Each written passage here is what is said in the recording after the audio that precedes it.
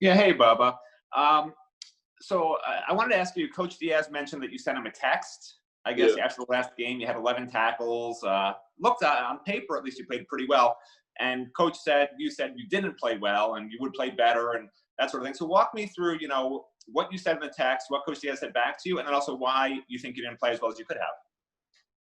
I mean, yeah, like you said, on paper it looks good. And yeah, I played hard, I played fast, but when it comes down to our scheme of things and, some of my assignments, I could have did a lot better on. There could have been a lot more plays where maybe I wouldn't have had those tackles. Maybe I'd have had a PBU or maybe an interception. So I reached out to all I came to Coach Baker, Coach Banda and Coach Diaz and just said I could play better. I'll do better next game. And I really lock in this week, especially it being Florida State. So he just replied back. He was like, I love to hear it. Like, I love that, you're taking accountability for what you did. And he was just like, attack the day, attack the week. Great. Next up, we're going to go to David Wilson from the Miami Herald. David, go ahead for Bubba. Hey, Bubba. I guess first, just this safeties rotation you guys got to have with you, Gervin, and Amari. You guys were kind of the group last year, too. Obviously, you got hurt, so you guys didn't have a full season together. But just kind of curious, how do you feel you guys all kind of complement each other? And then also you coming back from an injury, just what was that process like? And just the way you got injured, I'm sure that was frustrating. Like, just kind of what went through your mind throughout that rehab? I mean, all three of us, we know, like, we're all starters in our eyes and then in the team's eyes and the coach's eyes. So, we connect together on a different level. It's like there's no tension between any of us. We just know, like, it just flows. We go into the game, it's just like, all right, here, like, you go. Oh, I'm tired. All right, come in. I go. Like, whatever. It's very natural. I mean, with the whole injury thing, like, obviously you guys seen what happened last year. It's a freak accident. Like, I can't get mad at nobody. I mean, it happened. It's not like I can fix my leg in the middle of the play or anything. So, you live and learn and move on. Rehab coming back was a little bit different due to coronavirus. So it's like I kind of had to do everything on my own, So that was a little bit challenging. But as you can see, I'm 100% back and ready. So ready to play. Awesome. Next up, we're going to go to David Feronas of the Sun Sentinel. David, go ahead for Bubba. Hey, Bubba, I want to know in that rehab, just when you felt you were really back, kind of what it took out of you, and then also what it meant to, working that hard to get back to then get to the point where then, you start a game again and then you end up an ACC Defensive Player of the Week for DBs. I mean, at the very beginning, it was like, so at the very start of spring ball, I don't know if you guys, seen that first week. Like, I wasn't out there, but I felt I could honestly go at that point.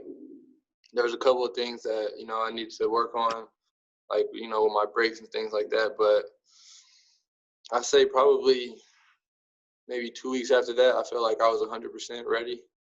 And if we did have spring ball still, I'd have probably been back early for that. So, it's been a long journey, but, I had to, stay down for the come up. And, now I'm here and I got to keep going. There's a lot more to improve on, a lot more to get better at. Awesome. Next up, we're going to go to Susan Miller-Degnan of the Miami Herald. Susan, go ahead for Bubba. Hey, Bubba. Last year was your first FSU rivalry game.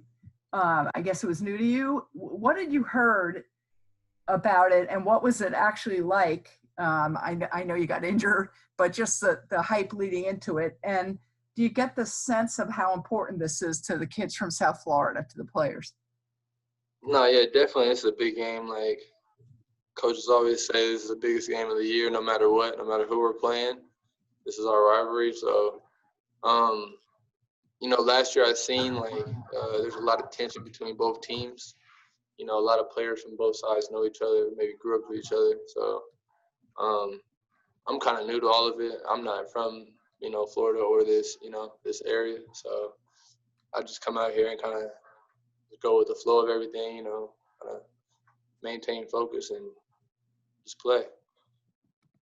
Okay, and also as a follow, who is particularly challenging to you on offense for FSU? Who do you really have to be careful about? I would say everyone on the team is good. They got some star players. They got some good receivers.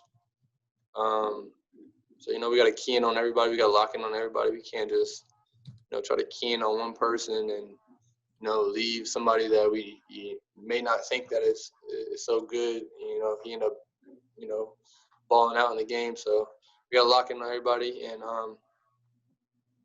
just do what we do best. Thank you. Great. Our last question for Bubba comes from Christopher Stock of Inside the Booth. Chris, go ahead for Bubba. Yeah, Bubba, with that being said, can you speak in particular with Tamari and Terry, a bigger receiver, and you guys faced Watkins and Fitzpatrick the first 2 weeks, so you've seen one, but just maybe the challenges that a bigger receiver, a guy like Terry, presents for the secondary? Definitely. His size is a big key.